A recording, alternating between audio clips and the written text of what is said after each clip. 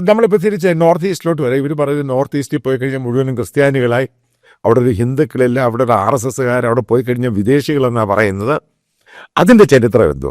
Basically അവിടെ ഈ പറയുന്ന ഗവൺമെൻറ് മിഷണറി എല്ലാം കംപ്ലീറ്റ് പരാജയപ്പെട്ട് കഴിഞ്ഞപ്പോൾ അന്ന് വാറ്റിക്കാൻ പോപ്പാണ് സെലേഷ്യൻസിലുള്ള 4 ഈ ബ്രദർമാരെ ഇങ്ങോട്ട് വിടുന്നത്. അതെ, അവരാണ് അവിടുത്തെ കാരണം ഇവിടെ ഗവൺമെൻറ് മിഷണറി, ഗവൺമെൻറ് ഒഫീഷ്യൽസും കംപ്ലീറ്റ് ഫെയിലിയർ ആയിപ്പോയി. അവരാണത് മാറ്റിയെടുക്കുന്നത്. അതിനെയാണ് ഇവർ ഈ പറയുന്നത്, വളരെ മോശമായ ഭാഷയിൽ പറയുന്നത്. കാരണം നോർത്ത് ഈസ്റ്റിൽ ആ സമയത്ത് ലോകത്താരും പോകാത്ത സ്ഥലമായിരുന്നു. അതെ. അപ്പോൾ അതിനെപ്പറ്റിയൊക്കെ പറയുമ്പോൾ ഇതിനെപ്പറ്റി കറക്റ്റായിട്ട് ഉത്തരം കൊടുക്കാൻ നമുക്ക് കഴിയുന്നില്ല. അതിൻ്റെ കാര്യം എന്തോ?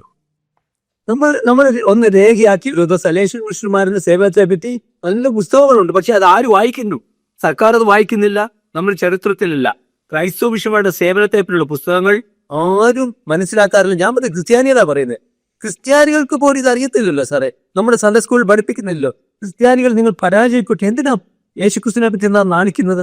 സുവിശേഷം ഭാരതത്തിന് വരുത്തിയ വ്യത്യാസം നമുക്ക് അക്കമിട്ട് നിരത്താൻ കഴിയുമെങ്കിലും ഇതിനെക്കുറിച്ചുള്ള ധാരണ നമുക്കില്ല.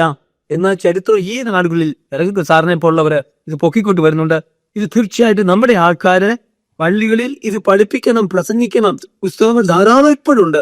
അത് നമ്മൾ വെളിച്ചത്ത് കൊണ്ടുവരണം. അതിൻ്റെ ബേസിക്കലി ഞാനിത് പൊക്കിക്കൊണ്ട് വരുന്നതല്ല, ഇവരിങ്ങനെ പറയുമ്പോൾ ഇതിന് ഉത്തരം കൊടുക്കാൻ പറ്റുന്നില്ല. ബേസിക്കലി ആസ് എ ജേർണലിസ്റ്റ് ഇതിനെപ്പറ്റി ഞാൻ ഒത്തിരി വായിച്ചിട്ടുള്ള ഒരാളാണ്. അതും നമ്മുടെ ചർച്ചിലും സൺഡേ സ്കൂളിലും ഒക്കെ ഇത് പഠിപ്പിക്കുന്നതിൽ എന്ത് തെറ്റാണുള്ളത്? എന്ത് തെറ്റാണുള്ളത്? കാരണം എന്താണ് ഇവർ കോൺട്രിബ്യൂട്ട് ചെയ്തത്? കാരണം ബേസിക്കലി ഇന്ത്യ എന്ന് പറയുന്ന ആഫ്രിക്ക പോലെ തന്നെ ഡാർക്ക് കോണ്ടിനെൻ്റ് ആയിരുന്നു. അതെ. ഒക്കെ മനുഷ്യൻ മൃഗങ്ങളെ പോലെ ജീവിച്ച ഒരു സമൂഹമായിരുന്നു ഇന്ത്യ. ഈ 5000, 6000, 7000 വർഷം പറയത്തൊക്കെ നോൺസെൻസ് ആണെന്ന് എല്ലാവർക്കും അറിയാം.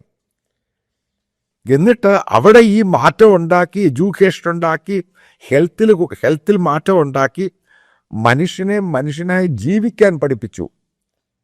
സാറേ, നോർത്തിസ്റ്റിനെ പറ്റി ഒരു വാക്ക് എനിക്ക് പറയാനുള്ളൂ. നരഭോജികളെ നരസ്നേഹികളാക്കിയ സുവിശേഷമാണ്.